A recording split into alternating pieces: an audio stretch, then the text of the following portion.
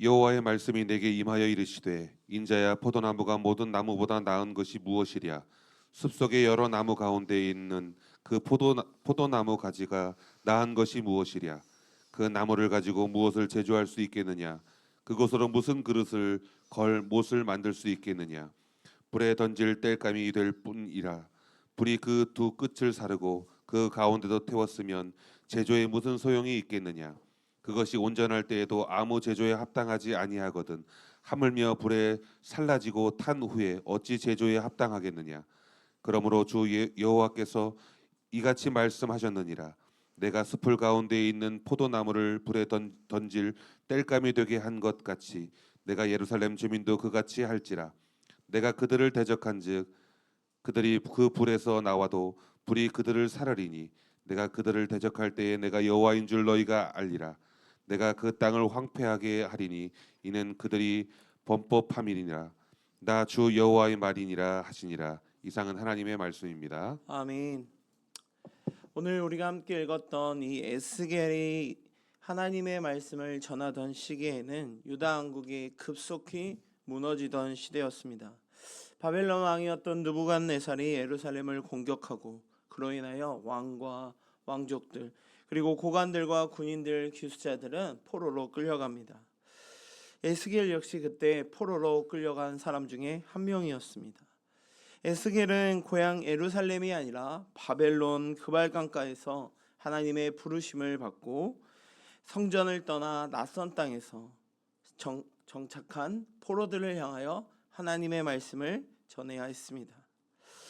당시 포로로 끌려간 사람들의 마음 가운데에는 절망과 혼란이 가득했죠. 하나님께서 정말 우리를 버리신 것인가? 예루살렘을 떠나서 이 포로로 된 이 땅 가운데 내가 정말로 하나님을 만날 수 있을까와 같은 두려움과 떨림이 가득했습니다. 근데 이와 반대로 당시 예루살렘에 끌려가지 아니하고 예루살렘에 여전히 남아있던 사람들은 자신의 남아있음이 결국 하나님의 인정과 보호로 말미암아 내가 여기 남아있다라고 생각하죠. 그들에게는 예루살렘 성전이 있고 자신들의 약속의 땅에 남아있기에 결국 우리는 절대 무너지지 않을 거라 믿었던 것입니다. 그런데 이것은 그들만의 착각이었죠. 예루살렘에 남아있다는 사실이 그들의 믿음과 의로움을 증명하는 것이 결코 아니었습니다. 분명 그들은 성전 가까이 예루살렘에 살았지만 그들의 마음은 하나님을 떠나 있었습니다. 하나님께 제사를 드렸지만 말씀에는 결코 순종하지 않았고 하나님의 이름을 부르기는 했지만 정작 그들의 마음에는 다른 우상을 섬겼던 것이죠. 이러한 상황에 놓여 있는 그들을 향하여 오늘 에스겔에서도 포도나무의 비유를 말하고 있습니다. 하나님께서 이스라엘을 애굽에서 구원하시고 약속의 땅으로 삼으셨습니다. 말씀을 주시고 보호하시고 그리고 선지자들을 보내어 그들의 잘못을 분명 돌이키게 하셨습니다. 그것은 이스라엘 백성들이 뭔가 뛰어나기에 하나님이 아쉬워서가 아니라 그들을 통하여 하나님의 거룩하심과 그리고 사랑을 많은 곳곳에 특별히 그 지역 가운데 나타내기 위함이셨습니다. 그런데 그들의 본래의 목적은 잊어버렸습니다. 포도나무가 되어야 할 그들이 하나님께서 찾으시는 열매를 찾지 못했던 것이죠.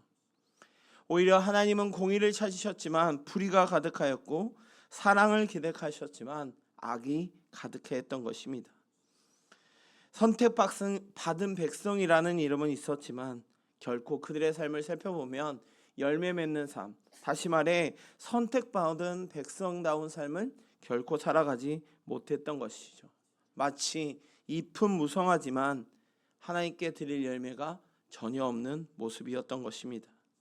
그럴 때 오늘 하나님께서 2절에 이렇게 물어보십니다. 인자야 포도나무가 모든 나무보다 나은 것이 무엇이냐라고 물어봅니다.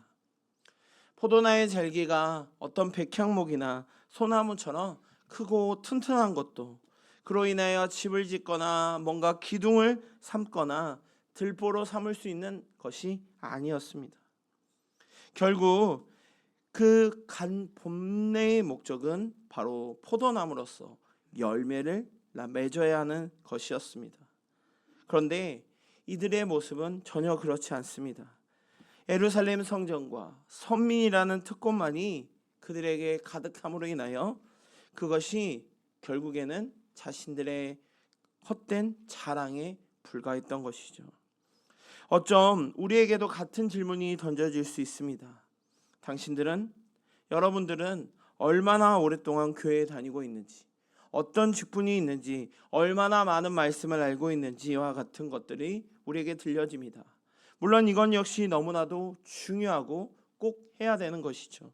하지만 하나님께서는 그보다 더 본질적인 질문을 우리에게 물어보십니다. 내가 너에게 베푸는 은혜가 지금 너희의 삶 가운데 어떤 열매로 나타나고 있는지.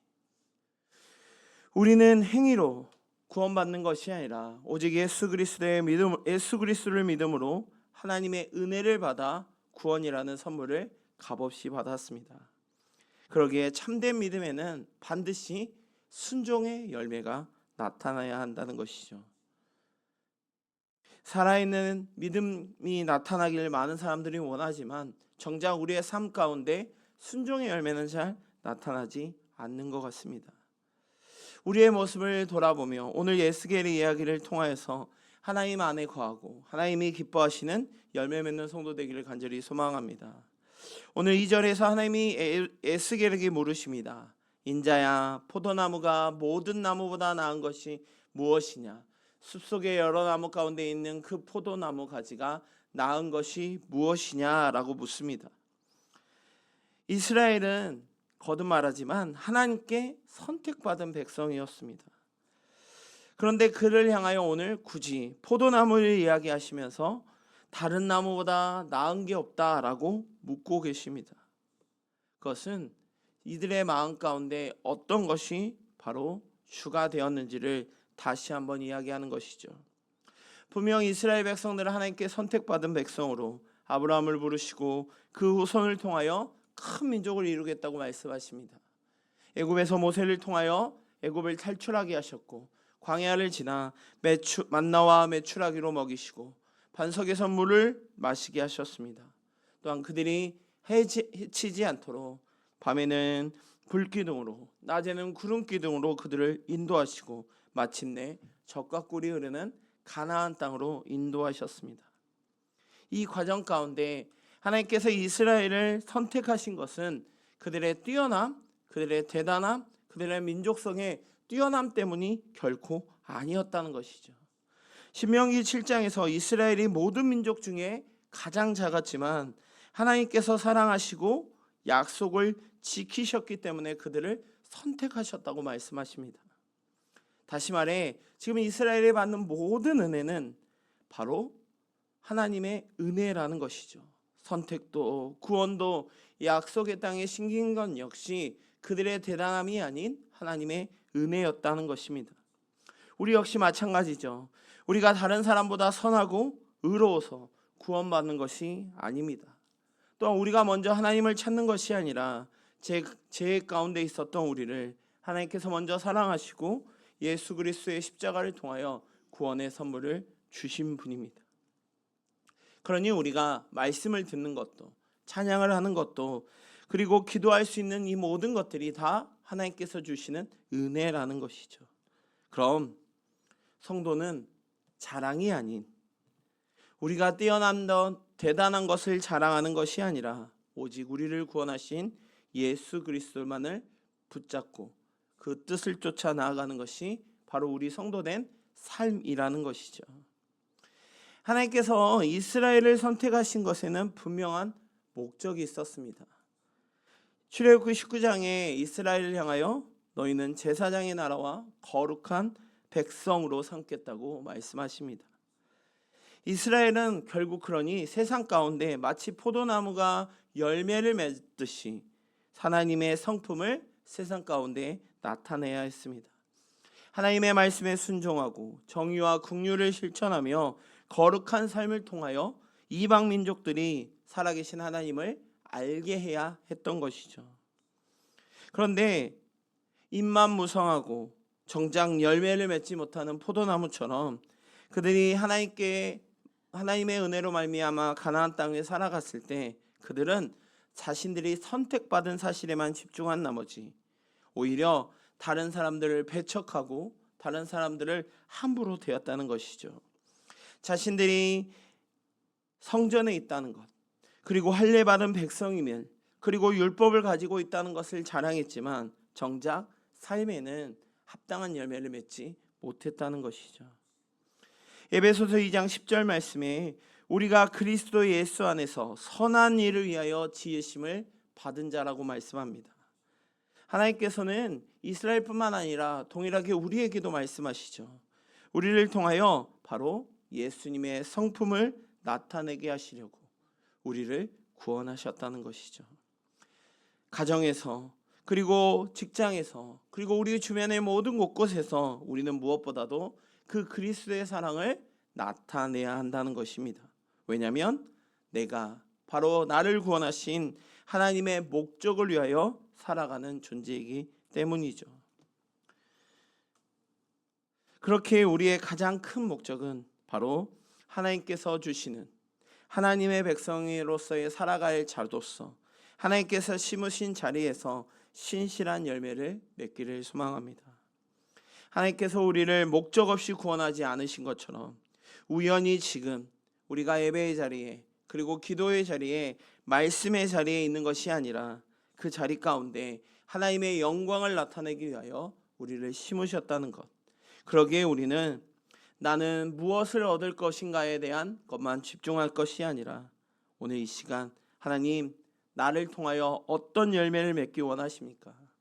하나님, 내가 누구를 먼저 사랑하며 용서를 구해야 할까요?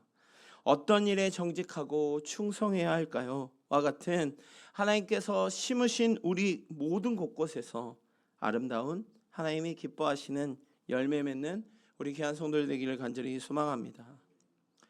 이어 3절에 하나님께서 다시 그런 에스겔에게 묻으십니다. 그 나무를 가지고 무엇을 제조할 수 있겠냐? 포도나무는 가지가 곱고 튼튼하고 커다란 나무가 아닙니다. 오히려 가늘고 굽이 있고 재질 역시 약합니다. 그러니 어떤 집을 기둥이나 문짝을 만든다거나 농길계를 만드는데 적합한 나무가 결코 아닙니다. 오히려 작은 나무를 하나를 걸어둘 그런 어떤 나무 못차차 만들기 어려운 나무 중에 하나입니다. 그런데 포도나무는 너무나 귀한 나무입니다. 왜냐하면 그 열매가 너무 기쁨이 되는 나무이기 때문이죠. 포도나무는 열매를 맺을 때 아름답고 가치가 있습니다. 4절과 5절에 보니 큰 포도나무가 불에 던져진 모습을 잘 보여줍니다. 양쪽 끝은 불에 탔고 가운데는 그슬립니다. 불에 타기 전에도 뭔가 쓸만한 나무가 아닌데 불에 탄 뒤에는 당연히 더욱 쓸만한 나무가 아니겠죠. 예루살렘에 있었던 이스라엘 백성들을 향하여 굳이 포도나무로, 그리고 불에 탄 나무라고 설명한 것은 바로 그들의 모습이 이와 같다는 것입니다. 그들이 받았던 하나님의 은혜는 마치 내 마음대로, 내 뜻대로, 내 생각대로 살아갈 수 있는 허가증이 아니라는 것이죠.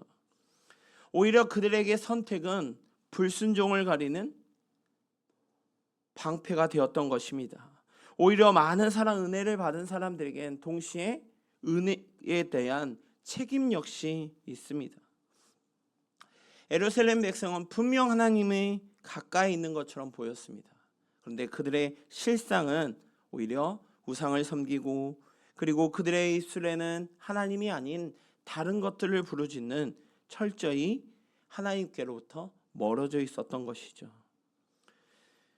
오늘 7절에 이렇게 말씀하십니다. 내가 그들을 대적한즉 그들이 그 불에서 나와도 불이 그들을 사르리니 라고 말합니다. 이미 이들은 바벨론이라는 엄청난 공격을 당했습니다. 일부 백성들은 포로로 끌려갔고 많은 것들이 빼앗겼습니다. 그러나 여전히 예루살렘에 있는 사람들은 그것을 깨닫지 못하고 오히려 자신들이 예루살렘에 남아있다는 사실이 안전의 증거로 생각했던 것이죠.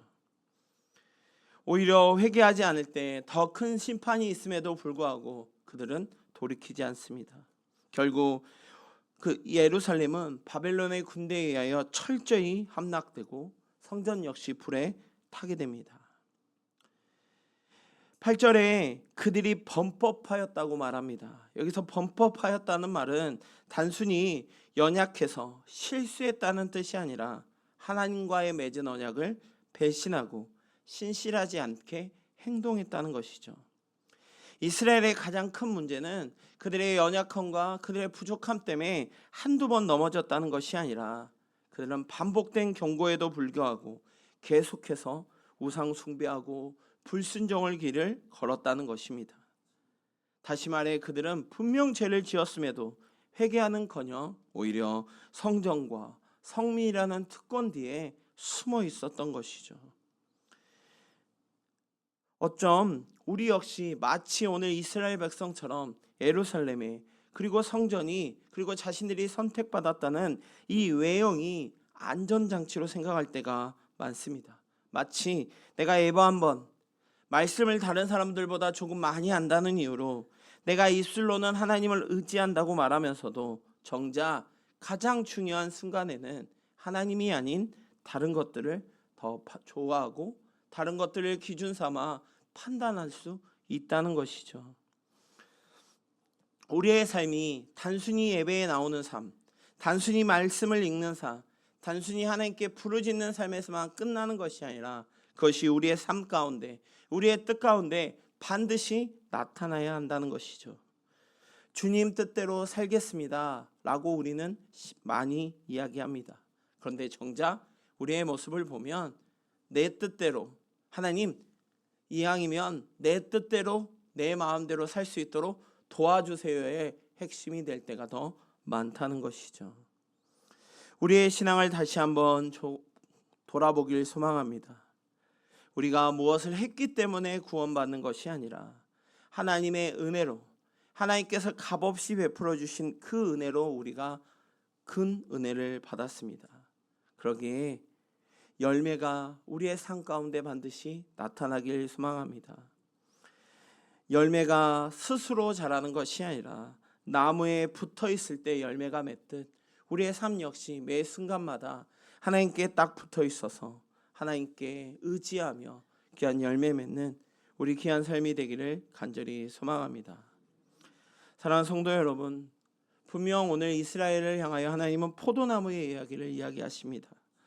포도나무의 줄기가 크고 화려해서 그 포도나무가 같이 있는 것이 아니라 열매를 맺을 때 그 존재의 목적이 분명하게 드러나듯 우리의 신앙 역시 마찬가지입니다. 얼마나 오래 믿었는지, 어떤 직분을 가졌는지, 얼마나 많은 성경 지식을 가지고 있는 것 물론 중요합니다. 그러나 하나님께서는 그 모든 은혜가 우리의 삶 가운데 반드시 열매로 나타나기를 소망합니다. 우리의 삶이 하나님의 목적을 위하여 심겨진 것이고 우리의 받은 특권은 반드시 순종의 열매로 나타나며 그리고 그것이 오직 예수님의 안에 거할 때 열매 맺는다는 것, 이것을 꼭 기억하고 주님의 은혜 가운데 나아가기를 소망합니다. 사랑하는 성도 여러분, 우리는 매 순간순간마다 하나님의 돌보심과 은혜 안에 살아갑니다. 그런데 정작 우리는 그것을 당연하게 여길 때가 참 많습니다. 분명 이스라엘 백성들이 처음 하나님의 은혜 가운데서 애굽에서 탈출하여 광야를 거쳐 가나안 땅에 정착하였을 때 그들은 하나님의 놀라운 은혜와 돌보심, 역사심을 분명 보았습니다. 그러나 때가 지나고 시간이 지나고 주변의 문화와 환경에 적응하다 보니 정작 하나님의 놀라운 사랑과 은혜는 점점 후순위로 밀려갑니다. 우리 역시 마찬가지죠. 우리가 필요할 때, 우리가 너무나도 간구할 때는 하나님의 은혜 가운데 살아갑니다. 그리고 하나님의 돌보심 안에 매우 기뻐하며 감격합니다. 그런데 어느 순간 나도 모르게 점점 시간이 지나면서 하나님이 혹시 0순위가 아니라 2순위, 3순위로 밀려있지는 않습니까? 그럴 때 우리의 모습은 무엇입니까? 우리가 하나님께 선택받았다는 구원의 선물을 받았다는 사실에만 집중한 나머지 우리가 무엇을 해야 하지는 것은 잊어버리고 있지는 않습니까? 우리의 모습을 다시 한번 돌아보며 우리의 가정에는 사랑의 열매가, 우리의 교회에는 섬김과 화평의 열매가 맺기를 소망합니다. 그리고 일터와 삶의 자리에서는 무엇보다도 정직과 충성의 열매가 맺히기를 간절히 소망합니다. 사랑하는 귀한 성도 여러분, 우리의 오늘 하루의 삶이 하나님께서 심으신 자리에서 참 포도나무로서 아름다운 믿음의 열매를 풍성히 맺는 우리 귀한 성도들이 되시기를 간절히 주님의 이름으로 축복합니다. 기도하겠습니다.